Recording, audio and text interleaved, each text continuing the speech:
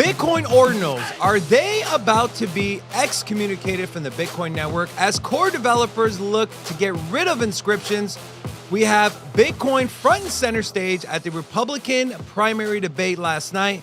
And also, watch this clip of Elizabeth Warren being asked about a spot ETF getting approved.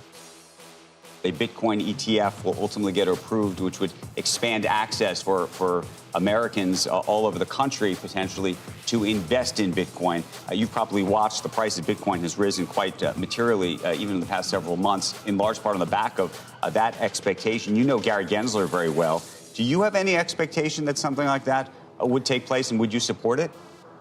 Make sure to stay tuned to see what she had to say. Let's get it.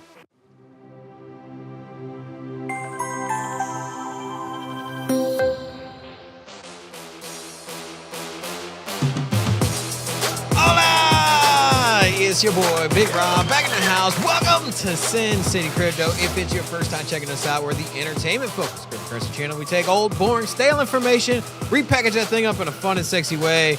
Bitcoin sniffing out 44,000 again. Are we going to cross 45? There's a lot of changes coming up in the... I smell greed. Greed? Don't get greedy, guys. Don't get greedy. I'm always greedy. I need everything. I'm very greedy as well. When it comes to my BTC, let's get right into it, guys. So, rising Bitcoin fees prompt renewed battle over ordinals and the new BRC20 tokens. This is from Decrypt. Bitcoin is booming, and well, so are network fees, which is great for miners, but not necessarily good for you who's trying to send Bitcoin. On Wednesday, Bitcoin core developer and Ocean Mining CTO Luke Dasher, we'll just call him Dasher, like the reindeer, rallied against ordinals inscriptions and their effect on the Bitcoin network. He said, quote, inscriptions are exploiting a vulnerability in Bitcoin Core to spam the blockchain. By obfuscating their data as program code, its inscriptions bypass the limit of the users being able to set limits of the transaction data. It also goes on to say, with these transaction fees being high, it means that if somebody wants to send a transaction, it gets confirmed immediately. It will be more expensive, and if you aren't willing to pay that extra fee, it will take longer.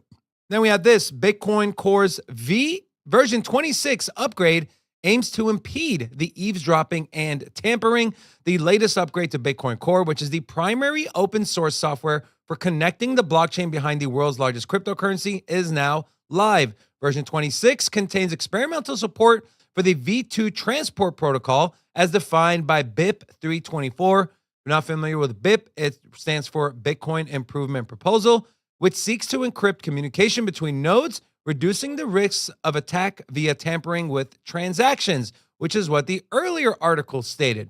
This proposal for a new peer-to-peer protocol version aims to improve upon this by raising the cost for performing these attacks substantially, primarily through the use of unauthenticated, opportunistic transport encryption. This is according to the proposal. A key benefit is that, quote, encryption, even when it is unauthenticated and only used when both endpoints support version 2, impedes eavesdropping by forcing the attacker to become more active. And finally, one tweet I like to share from Dylan Leclerc, inscription's share of Bitcoin fees. Over the last 24 hours, 23.4% of total Bitcoin fees are due to inscriptions. Over the last 7 days, that number is 20.49%. And over the last month, it's about a quarter year to date, 21%. Robin, what are your thoughts? Should the core developers get rid of inscriptions? Is it just bogging down the network? And is this something the miners are going to be happy about? Well, inscriptions, the intention of it was to carry data across the for Bitcoin transactions. And so you have unintended consequences from the Taproot upgrade that went live in 2021. And that's what's going to happen when you change the network, right? When you make adjustments, not everything that you plan is going to go to accordingly, and there's going to be other side effects, right? Now, does that mean that you just move forward and don't change the network at all? I would argue against that. I would say, hey, you have software. There's really no software on the planet that doesn't at some point need an upgrade. If you've ever used a computer, you know that there's always updates. Perhaps those should be done with due diligence and have a very scrutinous test net beforehand. But you can't move forward and compete with the likes of other chains if you don't have some kind of improvement, and especially if it's going to be something that addresses a vulnerability, right? So what I would say is that they created Taproot for a reason. Inscriptions are there for a reason. Let's not scratch the whole idea because somebody decided to use a BRC20 and do an NFT. If anything, it just goes to show you that this is where we're going to get eventually, right? Yeah, the Bitcoin network will be congested when there's tons of institutions or majority of institutions are offering Bitcoin services, custodial services, as legacy finance dips their toe into the water and eventually just straight cannonballs in. We are going to have this type of congestion on the network. Why not just deal with it now, right? Why try to put these little band-aids on that don't address the larger picture? The larger picture is that the network's going to be congested. And whether or not it's congested now with ordinals, whether it's or these type of spam attacks, it's going to happen. Now, I like the idea of addressing the spam attacks so that way the anonymous users become, transparent and then you can do something about it. But at the end of the day, I think that the narrative of let's get rid of ordinals, that's stupid, right?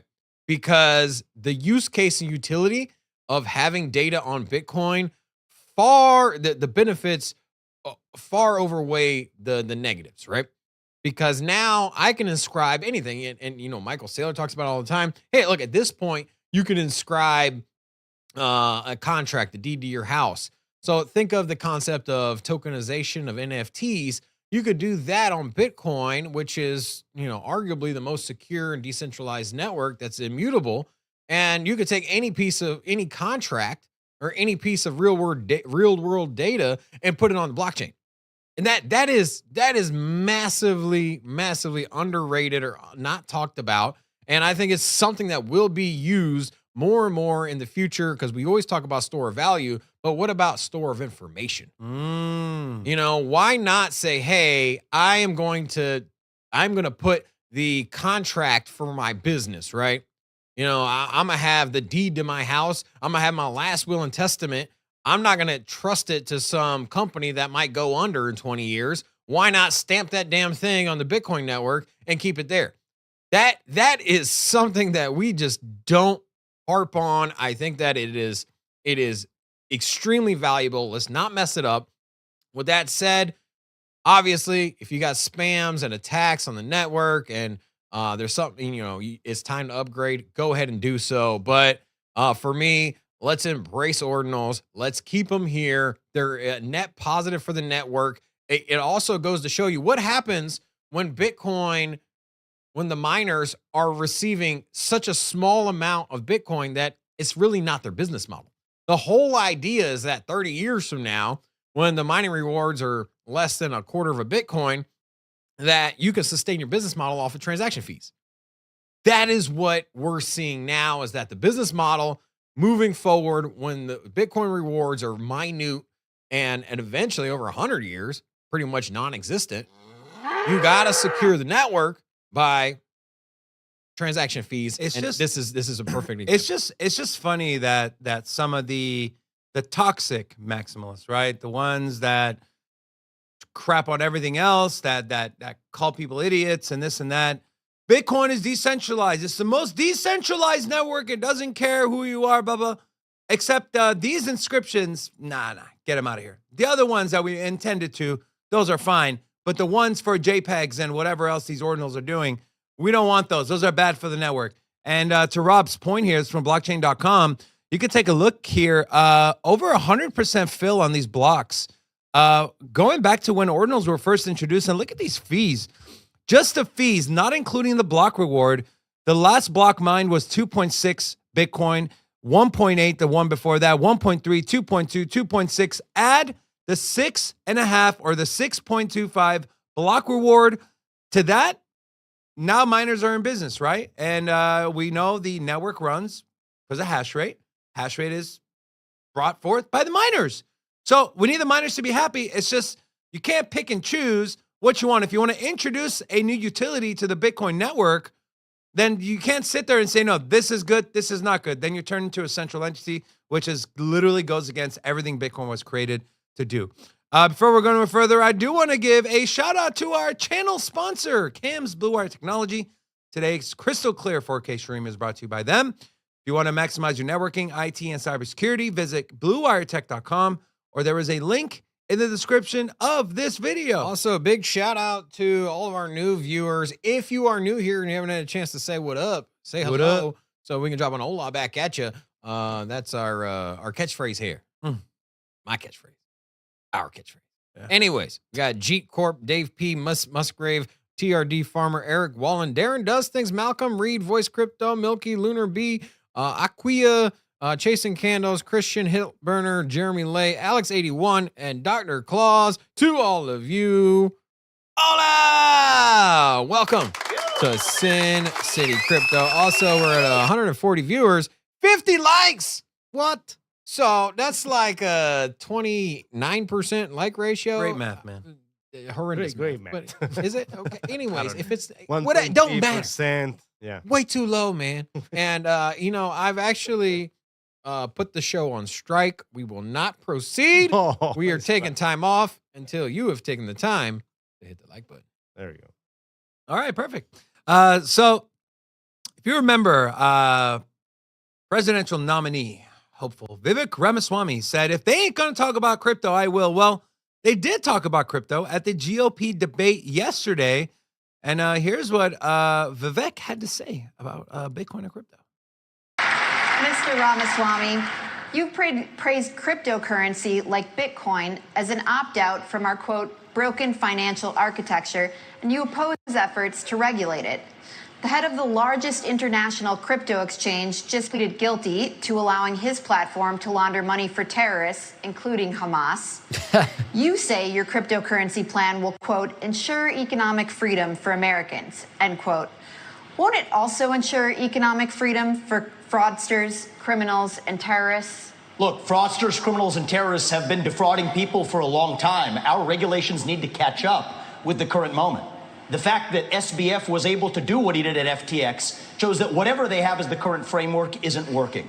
And I think it is nothing short of embarrassing that Gary Gensler, the current leader of the SEC, in front of Congress, could not even say whether Ethereum counted as a regulated security or not. And so I think that this is just another example of the administrative state gone too far. Here's the dirty little secret in American politics today. The people who we elect to run the government are not the ones who are even actually running the government. It is the bureaucrats in those three-letter agencies. So when we show stuff like this, it's not for any political reason, but you got to understand, millions of people watch these debates, and we're starting to see crypto and Bitcoin, maybe not front and center yet, but at least it's getting a seat at the table at these debates. And to hear something like that, I think is great. I think the guy was spot on in what he said in regard to crypto and Bitcoin. And so that is something that, I don't know. You got any thoughts on that, Rob? Can we get the dude on the show, man? That's S-T-A-K-E, not S-T-E-A-K. Just That's in the dude? case you That's guys the dude forgot. wanted? That's So, the dude. I'd love to get him on the show, man. And I'm Yeah, actually Oscar. Emailing him right now? Yeah, I'm writing a message. So why don't we retweet this thing? Got here in currently typing. We are covering your take on Bitcoin at your debate. Let's talk in further detail. What do you think? Let's in further detail. Let's talk in further detail. On the show. You got to put talk in there. You got to put talk. Let's talk. Yeah, There you let's. go. And then question mark join us. There we go. And All then right, put I'm gonna post that guy. put a heart. Put a heart. a heart. I'm kidding. I'm kidding. Don't put a- You know what? Just for you. I'm joking. Don't do that. I'm putting the heart. Wow. Where's the heart? He's at? definitely By the time you gonna- find the he's gonna heart- Yeah, respond. He's I definitely found. gonna There it respond. is. The heart is just for you. He's definitely gonna beg these guys. are Vivek, weird. the heart is for David, not for me. Just putting that out there. So go ahead and retweet that, guys. Let's go. Now, and I love the content, right? I think that every debate is going to have a question on Bitcoin. What do you think? You think? I mean, that's the way it's trending, right? And the thing is the new Republican candidates, they're all have a stance on Bitcoin, right? And positive, I don't know about all. except for Mr. Christie.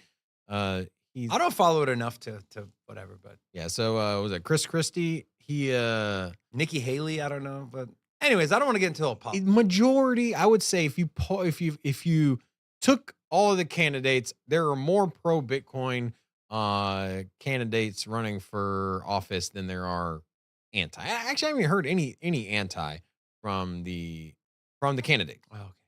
Now the current sitting and the former sitting, a little different, but there we go. So It's interesting to see where Donald Trump will land, only because a lot of money has been donated to his campaign in Ethereum.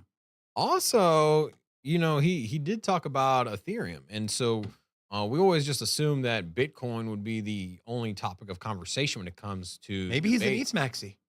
But here's the thing. The thing is that we're listening to presidential candidates talk about an altcoin at a presidential debate, and we're just turning our head like this is a normal conversation. That's where the space is. If you think that crypto is still kind of smoke and mirrors and play money and for terrorist organizations, wrong. we have presidential debates with Ethereum front and center on whether or not it's a security or commodity. Like that's about as big as it gets, right? Speaking of con men, I mean, did you say con men or commodity? Commodity. Oh, con men. Terra Luna founder Do Kwon will be extradited to the United States to face the wrath of Gary Gensler and Elizabeth Warren. I don't have a comment on this. It's pretty straightforward, but it's news I felt like was important to share. Get over here. Get over here. Also, before we bring on Alex, so just a quick peek at the markets here. Bitcoin's tanking, man. Oh, dang. Oh my God. The bear market's back. $43,248. Still up 14.6% on the 7-day, but down 1.6% But on the 24 here's the thing. Bitcoin down almost 2% and Ethereum up almost 3%. Solana's up 4%. We on the talked about day. this yesterday, And- right? We talked about this yesterday, the way money flows and Mhm. expect Ethereum to pump. Mhm. As long as Bitcoin stays, I would say, over 41,000, as long as it's got a nice little buffer on that 40K zone, we just trade sideways for the rest of the month at 43, between 41.5 and 45,000. We just hang out in that zone. Altcoins rip, altcoins pump. Merry Christmas, layer ones. How you doing? Fair enough. With that being said, let's bring on our guest today. It is Alex O Crypto to do some charts for us. Alex, how you doing, man? I'm doing well, thank you, man. Having a good laugh already. This is great. You know, it's hard to not laugh at some of these people. Man, let's jump right into it. Bitcoin, it looks like it's pulling back a little bit. What does it look like on maybe the shorter time frames, or if you have anything on the longer term ones? And is this kind of the level 43.2 above 43? Is that where we should see some consolidation, maybe? Well, I've been looking at it, and I think we should see some consolidation. However, we do have some levels here to be sure of that we are watching right here. So I'll jump into my charts here. Thank you for having me on. I appreciate you guys. I love the show. But yeah, for me right now with this bullish structure, right? Very simply, until we break this little bit of support here, until we come down here, I'm still bullish, right? I remain bullish. Like the setup this morning I gave with the guys was just coming down here, which was a simple fib retracement and a continuation, and it hasn't played completely into fruition. But right now, I mean, it's like press the green button, and you're pretty fortunate. And just like you guys were saying, with the money flow, like we know that it goes from fiat to Bitcoin, and then into like layer ones like Ethereum and ADA and such like that. So I think that's why we see the big push on Bitcoin initially, and then it follows into the alts. Now I've been watching this here Very similarly, where we have the Fibonacci here on the long-term horizon, where we're looking to come up to like this psychological 50K area. I've had this marked up for quite some time because to me, right now where we're at doesn't look like a blow-off top at all. It looks like it's, everybody's feeling the FOMO. They want to get in. They wish they bought in lower. And I'm one of those people who like, man, I should have bought a little bit more. And I think a lot of people are feeling that right now. However, when we get up to, 50,000, then maybe there'll be some sort of retracement. But until then, I'm eyeing this 48,000, this 50,000 for the long term right now. So until we get a significant pullback where we're breaking structure and putting in significant lows, I don't see us changing, right? And as we see here, just flipping over to Ethereum, I mean, look at today. You get a simple bullish divergence on the 2-hour last night, and we were looking at this trade last night, and I closed this out in like $50 profit and went to bed because I'm an intraday trader. However, a little bit of regret this morning when not holding this trade, right? I don't like to hold trades while I sleep sometimes, especially when we have the volatility that we do have here. So with Ethereum, we're coming up to key levels of resistance right now, so I'm definitely watching that. We've had this marked out on our chart as well. So as Bitcoin pauses, it gives time for alts to catch up. We've seen this today, especially in things such as Ethereum, such as OP, such as Arbitrum. They've all had this move, right? This very similar move today. And that to me just means that money in Bitcoin has gone into other things catching up as well. We talk, looking at ADA, go ahead. Just real quick, we talk about that all the time, the money flow. It's just psychologically, right? Unless you're a long-term hodler, you don't plan on selling any of your Bitcoin. Unless you're Michael Saylor, you're going to take some of those profits from Bitcoin. You're going to start speculating on Ethereum, and then you make profits on Ethereum. Then you start speculating on some of the mid caps, and then you start speculating on some of the meme coins. Market starts to pull back a little bit, and then money flows back into Bitcoin. It's this cycle that's tried and true for the last decade or more. Absolutely. This is Etch a Sketch, but you can see like fiat, Bitcoin, high, medium, low, and then back into Bitcoin. That's very look like a jelly bean. Much what we're seeing right now. I love jelly beans. Jelly bean. That's it. And yeah, we called this ADA move right from 38 cents. We gave the setup in advance in the Discord, and it popped off. And that's just simple knowing the way the market's working right now. And you want to be in the longs, right? You want to follow the trend, and us as a community have been looking at the trend. And for me, I can scalp a short, but like it takes a lot of courage right now, a lot of courage, and I don't suggest that at all. However, with ADA, you can see we're actually coming up to some key level volume resistance right now, which is interesting. Once we pop through here, which I would like to see a retracement back down to this red line here, which is right around 43 cents. But we hit that 45 cents, which is amazing, right? But until we flip that, I don't see us continuing. This is going to be a very big barrier for ADA in front of us here if you just simply zoom out, right? We're also going to look at Link. And I mean, just draw simple trend lines, and you can see how well a lot of these have been working with respect to the TA. We would look for a breakout on Link here, bouncing perfectly off this trend line. However, we want to be patient. We know that Link and AVAX have been outliers in this pump recently, and now such as ADA as well. So we want to be careful with those because they have had quite significant moves in comparison to others. You see OP getting these moves. You can see Arbitrum getting these moves. They're kind of catching up right now. Also, you asked me to look at Ordi, so I'll have a look at that. Yeah. And I did look at this, and same trend line, very simple. Keep it simple, right? You can see that this has acted as support around $48 here. So we look for that to hold. Look for this trend line to hold. If it's lost, then you look for more downside, right? And then you look for key support below, which couldn't be any one of these levels down below here. But for now, ride these trends up. It's looking really promising. And just a little quick one for you guys. We're looking at a Doge possible long coming in because Doge is one of those ones that has cooled down quite nicely, but it's looking like it could pop off. So hopefully that gives you guys a whole bunch of insight of what we're looking at as a community, and real that quick, helps you guys out. On Doge, you have I know we got a lot of Doge fans here in the chat. We did cross over the 10-cent range. I mean, it traded for quite some time at around 5 cents. We've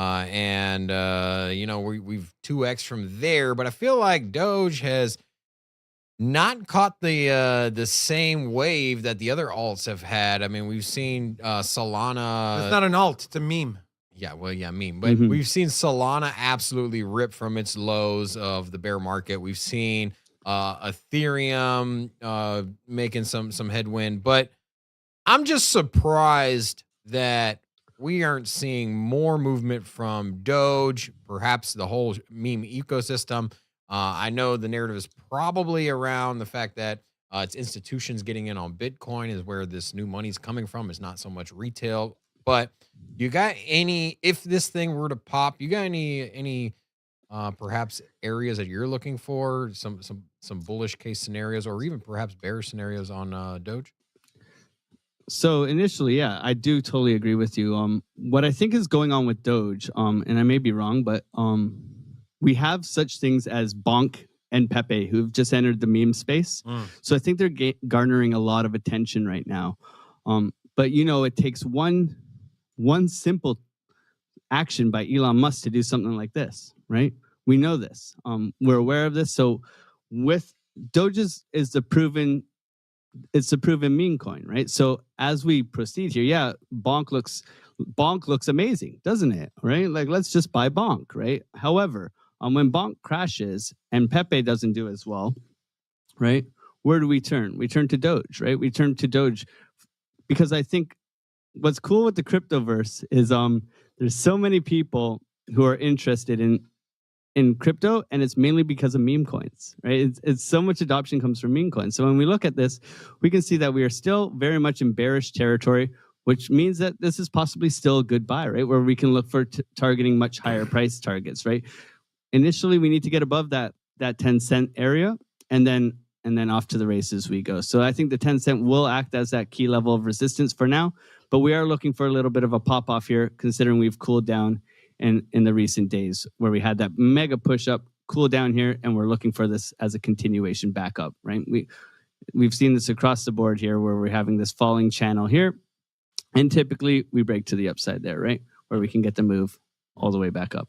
All I heard was all things lead back to Doge. So, Alex, man, we wanna thank you for joining us, my friend. Why don't you swap over to your camera so people can see?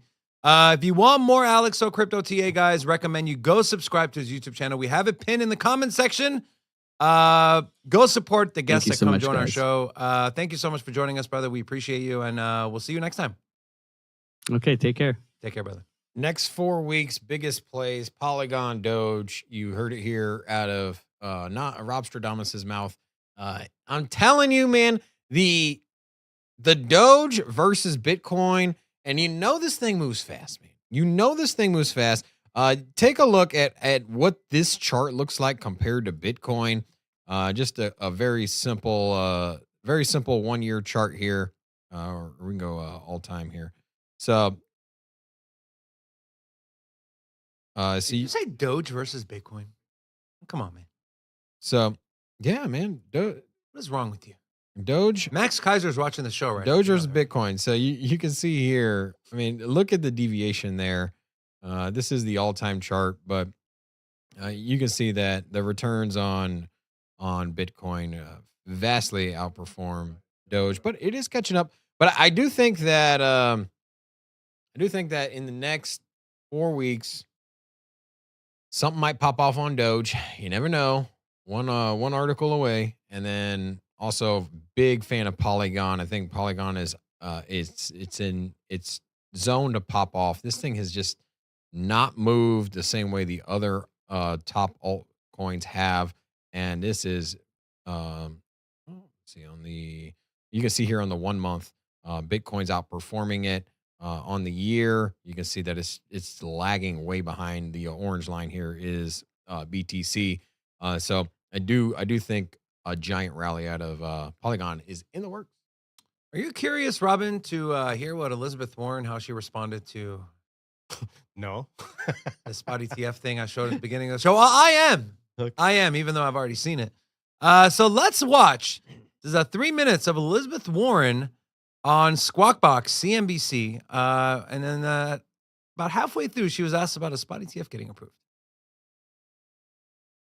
Mind when you heard Jamie Dimon's response?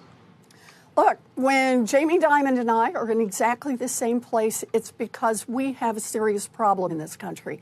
And that is a part of the financial system is being used by terrorists, by drug traffickers, by rogue nations in order to launder money, move money through the system and finance their illegal activities. But keep in mind on this one, it wasn't just Jamie Dimon. We had a long, long table with the CEOs of all of the largest banks in this country.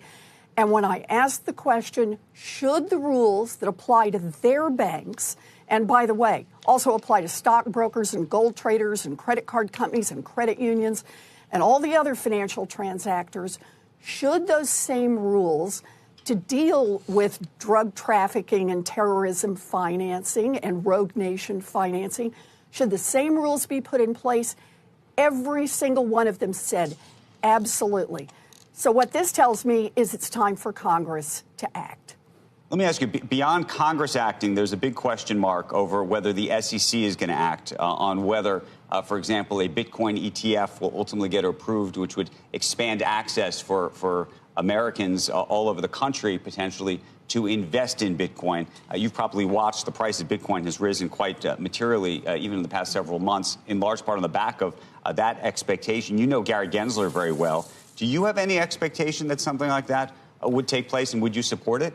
So I don't want to speculate on what the SEC is doing here. I really want to draw an important distinction, and that is the SEC principally is talking about regulation, the kind of monitoring the platforms, the markets, make sure that there's adequate consumer protection, an issue that is built into the DNA of the SEC. It's an important thing to do. It's absolutely something they should do. What I'm talking about is the law enforcement aspect of this. It's not over at the regulatory agencies. What I'm talking about is the part of the system that makes sure that banks are not being used for terrorist financing, for example. You know, we have something called the Bank Secrecy Act, which is how banks are required to monitor certain kinds of transactions that go through the system. So Bitcoin's okay as long as it's, bought, sold, used on the traditional rails like an ETF. But it's not okay. It's bad when it's on crypto native exchanges or through PayPal or, something that's not BlackRock or their buddies in the bank. So, Robin, Elizabeth Warren seems to have signed off on a spot ETF. Yeah. I guess that's bullish, right? Here's the thing. Okay. My thing is that growing narrative of that Senate hearing, that banking Senate hearing, was that we should abolish crypto, right? We should crypto really has no use case other than to fund terrorism. And for countries that are sanctioned or can't operate financially with the US, they have a different means. And, as we said earlier, there's always unintended consequences to new technology. And new technology can't follow the same rules that you have in old technology. So it is what it is, right? It's not going to stop terrorism, right? You get rid of Bitcoin, not like terrorism is going to close up shop. They close up Bitcoin. This thing ain't working for us. We're just going to stop doing terrorist things. Like no. First of all, no. At the monthly Al Qaeda meeting, guys, Bitcoin is down. We cannot do. They do a tornado cage. So, anyways, where I'm getting at is leave the underlying asset alone. Okay, there is some merit to what she's saying, right? And I would leave it at this: leave the underlying asset alone. If it's a commodity or clearly a commodity, or at least put in the framework to determine if a crypto is a commodity. We are all in agreement that Bitcoin's a commodity. Seems like we're leaning into agreement that Ethereum is a commodity. It once was, and I don't know why it's backpedaling. But either way, that one is too. And with that said, leave the underlying asset what it is, a commodity. We're not trying to ban gold here, but if you're an institution and you offer gold services, then why not make sure that those providers, custodial providers, institutions that'll custody the gold for you, that they're held accountable. That, hey, if I go and buy $10,000 worth of gold, you have gold somewhere that equals that amount of value, right? And so there are rules and regulation here in the States for that. And you can also KYC those customers. So, hey, I have a crypto exchange. If I'm going to onboard users in the United States, get their information. I'm fine with that. But what I'm not fine with is discussing the basically the abolishing of crypto, making crypto illegal, destroying it, not embracing it. The underlying asset isn't the problem. It's the custodial agents, the exchanges, the service providers. If you want to set rules and say, hey, act like the banks, okay, cool. The banks also give you options to buy and sell commodities, gold. Why not just put that same rules and regulations in on the exchanges, in on the banks, in on the hedge funds, and just say, hey, the way that you're doing it for commodities, do the same for crypto. Leave the projects alone. And you know what? Let's let them have a seat at the table. Let's all have regulation that is fun and friendly. There you go. You know, something funny, Robin. Obviously, Jamie Dimon yesterday saying, shut crypto down is used for terrorist organizations. And, well, he got community noted on Twitter. Less than 1% of the trillions transacted annually in crypto are illicit. The UN estimates that annually between 2 to 5% of global GDP is used for illicit activities and money laundering through traditional banking system. So 2 to 5% is used in the traditional system, including cash and traditional banking, and less than 1% of trillions of dollars that is transacted. Remember, Bitcoin has had more transaction volume as far as value than Visa and MasterCard. Less than 1%, 2 to 5%.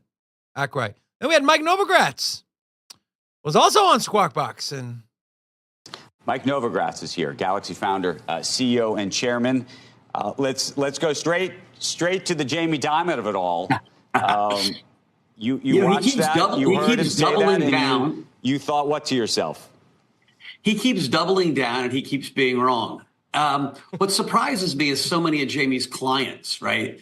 Some of the wealthiest guys in America, Abby Johnson at Fidelity, Jeff Yass, Stan Druckenmiller, Ray Dalio, big investors all believe that Bitcoin is a store of value. We see it in our client base. Our trading desk has been busy with hedge funds buying. We see it in institutions buying. And so I don't know where Jamie gets off thinking that he's smarter than all those guys. It just... I'm not going to play the whole thing, but that pretty much summarizes it, right? At the end of the day, these companies are going to do what makes money for their business, right? Whether you like it or you don't like it. If your customers come in and they say, we want exposure to Bitcoin, you're either going to give it to them or they're going to go somewhere else. So JP Morgan Chase, Jamie Dimon, if you're watching this for some strange reason, you're sitting on your couch, drinking a cappuccino with a spoon, watching Sin City Crypto, just understand, man, Bitcoin ain't going nowhere. You can't shut it down. You can't turn it off. You can't get rid of it. And your customers want it. And your customers want it. So either watch dirty fiat leave your bank and into the crypto ecosystem and you make no money off of it, or embrace it, accept it, provide products and services, and then keep some of that money and make money off it as well. The choice is yours. Make the right Hi, one. Jamie. Thanks for joining us. Yeah, All don't, right. don't use a spoon with the cappuccino. Oh, sorry, Frappuccino. My apologies. Yes. We do have this, Robin. So talk about retail coming in. You always talk about bull market ain't here till retail's here. Well, statistics show maybe retail is starting to come here. So this is Coinbase on the app stores, right? On the Apple App Store. So this was November 16th. They were ranked number 38 in finance and 447 across the board on free apps. And less than a month later, they jumped from 38 to 23 on the finance app, and from 447 down to 316. So we're seeing a trend in people starting to realize, hey, man, I didn't get it at 16. I didn't get it at 20. I didn't get 25. I don't want to say I didn't get it at 40 and now it's at 200. And part of the reason, How many users or people that downloaded that do you think are people that bought the stock without having the app? that's All of a that's- sudden, that's a all of a interesting sudden, point. you're all of a sudden traditional finance people that trade stocks, one of the best performing stocks in America right now out of the top performers are ones that are tied to Bitcoin, particularly Coinbase, also MicroStrategy, but MicroStrategy doesn't have an app, but Coinbase does. I'm just curious, how many of these people have no exposure to crypto, but bought Coinbase or looking to buy Coinbase and want a little bit more insight on what Coinbase has to deliver? And so maybe that, So you're saying they're just scoping out the app? yeah, well, maybe that also usher in new users because they're checking out the app and they're like, oh, this thing's pretty easy to, I just bought Bitcoin. What do you know? So, yeah, it could be a That's- Trojan horse. It's an intriguing thing. I don't think that. I don't think, but it's I don't think that it's majority. I don't think that's the reason it ran up, but there has got to be, I would say, thousands of traditional investors that are playing around with Coinbase app because they're making money on the Coinbase stock, right? If all of a sudden you became a millionaire off a Tesla stock, you might go buy a Tesla, right? I mean, with your gains, maybe. That's what I mean. Then you're just giving money back to the company. Yeah, but if you made a crap ton of money on Coinbase's stock, let's just say you put in 50 grand and now all of a sudden you're at 200,000. Do you think it's that far fetched to be like, maybe I should buy some Bitcoin? I don't think it's that far fetched, but I don't know. I feel like a majority of these people now currently are more interested in those traditional ways of getting exposure by proxy, which is buying stuff like Coinbase stock, MicroStrategy. But we talked about how I showed you how Coinbase people are downloading it. Well, one of the reasons might be the state of people these days. And well, here's a video to show that. Let's get into it. What are your financial goals? Big goal, I'm trying to buy a house. Yeah, right. What? You'll never own a home. But I work 40 hours a week. That's awesome. Nobody cares. I don't live paycheck to paycheck. No, you're not what we call paycheck to paycheck. You're what we call vacation to pet surgery. Oh. Have you ever had to replace all 4 tires on your car at once? Yeah. How was that for you? Why are tires so expensive? That's not good. Speaking of cars, seems like you paid your car off recently. Thank you. I did pay off my car. That's a big boy The move. very same month your student loans picked back up? I forgot about those. Everybody did. But I just got a raise. So did all the prices. Yeah, what's going on with eggs? Oof, eggs are having a year. That's why I stopped eating. When did you stop eating? Yesterday. What are your long-term life goals? I'm honestly just trying to be able to afford a kid.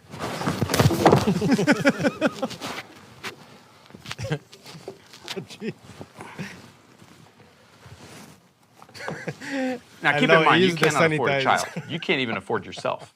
But if you're gonna have a baby, have a bunch of them. Pump her up as many times as she can handle. Then get those babies online immediately. Likes and shares. I'm not really sure how it works. Eventually, one of them might turn profitable, pay off your debt, and maybe even buy you that house you want. Is that a no on stocks? I wouldn't.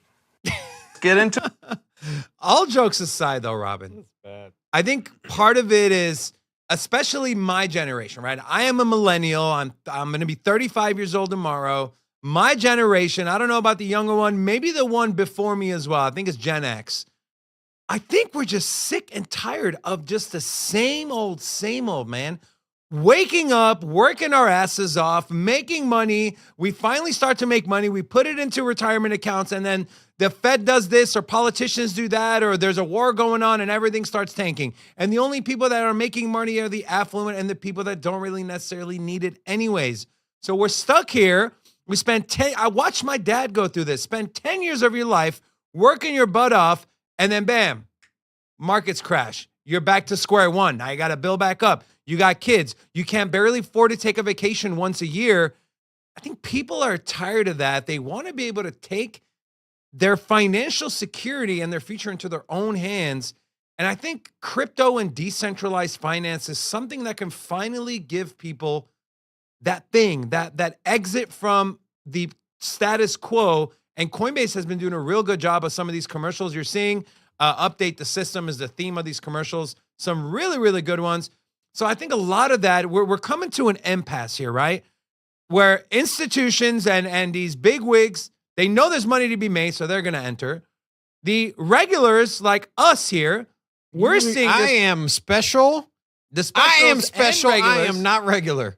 You are regular. Seeing it not only as a money-making opportunity, but as an exit valve to exit the current corrupt system that we're in. I think they're all going to come to a head, which is why I've said, and I'll continue to say, this bull run will be the biggest bull run we have ever seen in the history of crypto, and you are here to witness it. You know who else is here? French Toasters here, dishing out memberships, 10 gifted memberships. So big thank you, my friend, to French Toasters. So if you are the proud recipient of a new member, we do have a few members-only videos for us here. We are also releasing our afternoon uploads early to members first, so you get the alpha first before the rest of the public does. So big thank you to you. And then also a big shout out to Blue Apprentice, Wick, Unis, NWO, Crypto Glitch, So Gucci, Armstrong 33, Milo Mars, and Soundboy. To all of you, hola! Welcome to Sin City Crypto. Also, we are at 236 viewers with 118 likes.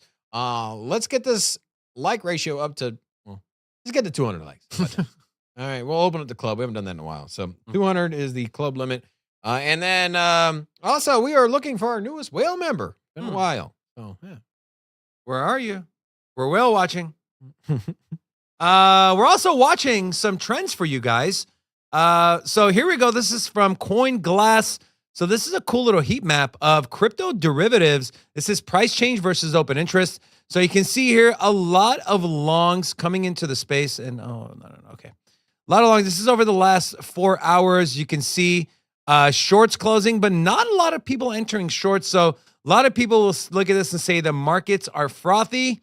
But at some point, right, that force that is in here that is going to push the prices up, no matter what the bears try to do, or no matter how frothy the market gets, or no matter how greedy people are, some of these tokens are programmed to go up in price. I know I say that, Robin pushes back on me, but maybe that's not the right word to use, but hey. Also, a trend that I've noticed, so this is on CryptoRank, categories of crypto. Let's take a look at the biggest gainer, and it is none other than GameFi. So blockchain gaming as a whole is up over 3% with a $13 billion market cap. Guys, if you want alpha on three of our favorite NFT GameFi projects going into the next bull market, make sure to watch this video. Top 3 gaming tokens to explode. We go over Illuvium, Big Time, and Star Atlas. I will actually go ahead and drop the link in the description of today's live show so you guys can check it out. And I'll go ahead and pin that here in a second. And then we also have this, another kind of going to the point. This is upcoming ICOs, IDOs, and IEOs. Now, guys, IDOs are initial DEX offerings, IEOs, initial exchange offerings, and ICOs, initial coin offerings. Take a look at, so this is ranked from the most amount of money raised, right? Take a look at the categories here, right? Second one, GameFi, GameFi, GameFi, GameFi, GameFi, GameFi. A lot of money is pouring into the gaming space. And then we have this piece of news as well. Polygon won't give up on Web3 games and is forming new partnerships. This is sourced from dailycoin.com. Polygon, IMX, and Merit Circle DAO are looking to consolidate their efforts. On December 7th, which is today, Merit Circle DAO announced that it had partnered with Polygon Labs and Immutable to advance the growth of the Web3 gaming ecosystem. As part of the partnership, Merit Circle will be expanding parts of its Beam software developer kit, which makes the integration of games with blockchain technology easy, to the Immutable ZK EVM protocol powered by Polygon. At the same time, Beam would also bolster its suite of products with Immutable's Passport wallet, which allows users to self-custody blockchain assets without worrying about seed phrases through account abstraction, and Immutable's ZK order book, which shares NFT orders across leading marketplaces for greater visibility. In sum, the partnership promises to make the development of Web3 games easier while boosting the user experience through consolidating solutions. Also goes on to note, well, Merit Circle DAO's got a lot of money, about $100 million in their treasury. Robin, you're a big gamer. You talk about obviously our gaming video we put out. You talk about we're just not there. The graphics aren't there. They're not fun to play. Is this influx of capital that we're seeing, influx of resources, influx of intelligence, influx of money from these VCs? Is that really maybe what's going to catalyze and maybe get the money in the right place to be able to build these AAA games that you speak of? Yeah, I mean, you need the funding. And right now, what you have is these giant studios that leverage their profits. They have investors, and that's how the gaming industry is built right now. And it's basically made up of, I would say, 10 to 20 giant studios. They work with one another, and it's a small club. And so if you want to build outside of the traditional format for building video games, well, you need to raise a lot of damn money, and, well, this is how it's done, apparently. I am a big fan of Beam. Beam is, I think it's something I had on the radar. Let's see here. I think it's number, let me see here where it's at. Number 74. So it's inside the top 100. Big fan of Beam. They are really focused on gaming. I know they were also on Polkadot as well, or at least had I believe they had some exposure there. But either way, I do believe that Web3 gaming is going to kick down some doors in this next bull market. I don't know if it's going to come from Web3 though. The Web3 games are looking really good. I just still am in this camp that I think that the gaming ecosystem that we have, the traditional games, these AAA platforms that have no association to crypto and NFTs, I think that one of these guys, one of these studios are going to offer crypto inside of their own ecosystem Rockstar? as a means of payments. I do think Rockstar is a likely candidate, but their new game, Grand Theft Auto 6, isn't coming out till 2025. It's only a year away. But still, it's gonna come out like prior to Christmas. So you're looking at probably September, October 2025. Long way away. I would say this. I think that Web3 has a shot. But the thing is that people are going to speculate. There's going to be like one cool game that everyone's kind of playing for a little while. Whether or not you get adoption outside of the crypto ecosystem, I think is the big question. If you only get people that are trying to farm tokens in a game or trying to farm NFTs that are rare to sell in a game, I don't believe that's enough. What you need is to create a game that has tokens, that has NFTs, have it come out, be wildly successful outside of the crypto ecosystem, and then bring in people that way. People don't really care how the money works in Roblox, how that Robux works. Nobody really cares how the tokens, how that operates and how they're spent in the Fortnite game. All you really want to do is put your $20 in, get X amount of the currency that's in game, and then you buy whatever skin or map or character or gun you want. You don't really care about the underlying technology. And so if you do the underlying technology in crypto, assets are retain ownership. You can move them cross-platform, cross-game. There's a saying, Rob. It says, "Don't tell me about the labor, just show me the baby." Right? I don't care how it's done. What I do, just what am I getting? Am I making money? Great, cool. As long as I'm not doing anything illegal, that's all I really care about. If you're a gamer, right? That's all you should really care about. And I forget which guest we brought on. Maybe it was Jason Brink from Gala. It said, we're going to get to a point where gamers are not even going to know they're interacting with NFTs or they're interacting with blockchain. They're just going to have a wallet set up in the app or in the game or the app or the website, whatever, and they're just going to be able to do everything from in there and not even realize that they're doing it via blockchain. Because let's face it, in the world of gaming, the words NFT, blockchain gaming, GameFi, they're kind of looked down on, right? There was a company, was it Roblox or one of them, or Reddit, was trying to do a NFT gaming or NFTs in their games, and the gamers are like freaking out. No, you can't do this, and they backtrack on it. So we're not there yet as far as a narrative on blockchain gaming. But again, as our guest had mentioned, I think we're going to get to a point where people are not even going to know. At some point, even if this thing isn't sustainable, even if there's no like massively wildly popular game, people are going to still speculate on gaming. As soon as Microsoft and Xbox say something about crypto, or PlayStation has some mention or article on crypto, or maybe anyways, we're just a couple headlines away when everything starts pumping in the markets, when altcoins are pumping, when Bitcoin is pumping.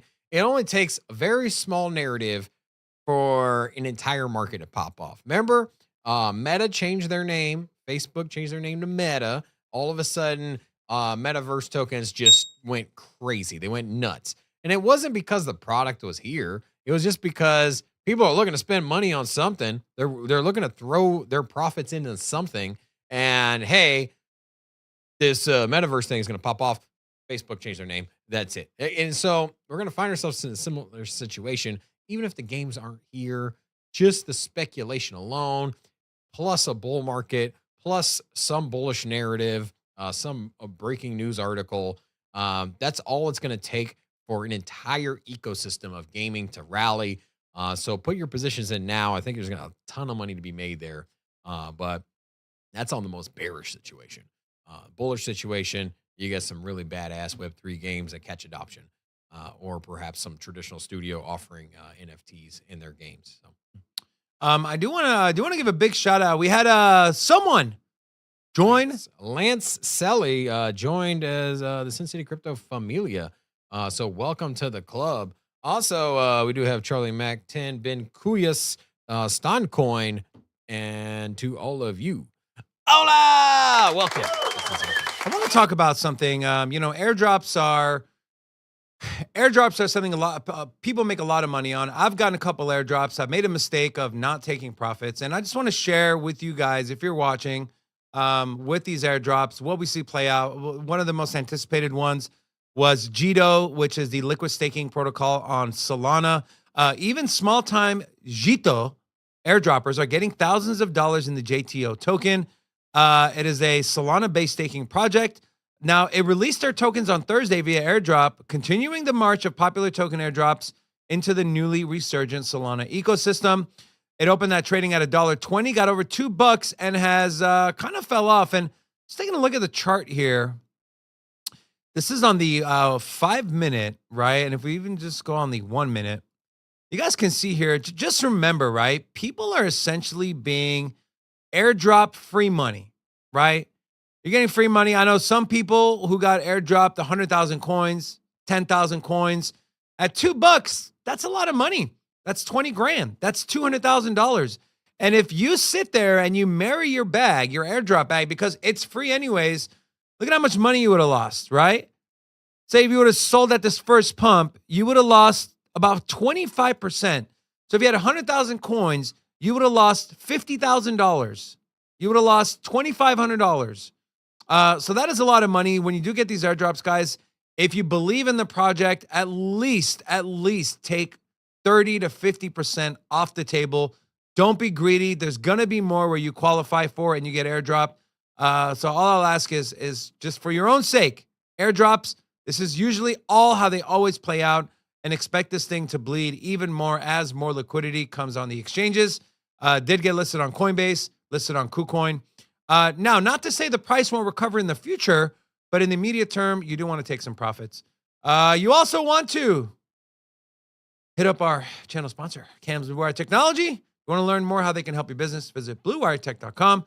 Also, guys, I showed in the show earlier, go check out our latest video we dropped. We're going to be having more of those videos coming out over the next few weeks. Also, go follow us on Twitter, Sin City Crypto 1. We are streaming live on Twitch, Rumble, and Twitter. So there's zero excuse for you to be watching Sin City Crypto. Also, make sure to subscribe, ping the notification bell. With that being said, 2-finger tornado. What is that? Guys, thank you so much for tuning in. Make sure to come back tomorrow to end your week on a high note with Sin City Crypto. We love you here. Till tomorrow. Peace. Sin City Crypto. Everybody know we here for entertainment and info. Gonna show you how to get that big dough. So every day stay tapped in for big facts, no capping. With Bitcoin, if you're in, then you win. We divide the pie with no fraction. It's Big Rob, David. I spit the game, but they gave it. Named according to your favorite. I got dry powder, why save it? To the OGs, new beginners. Special shout out to the well members. Buy the dip, sell winners. Ain't really nothing you can tell sinners. Tune in for the latest new flavors. They gonna teach us mean coins. They polarizing like barbecue chicken pizzas. I laugh with a major grin. Laggers, we trade them in. Baddies, they came to sin. And sinners gon' play to win. Screaming, hola, till my bags are flowing over. Hold ya to the moon and to the solar. Won't don't be letting FOMO control ya. It's over when the finger tornado close ya.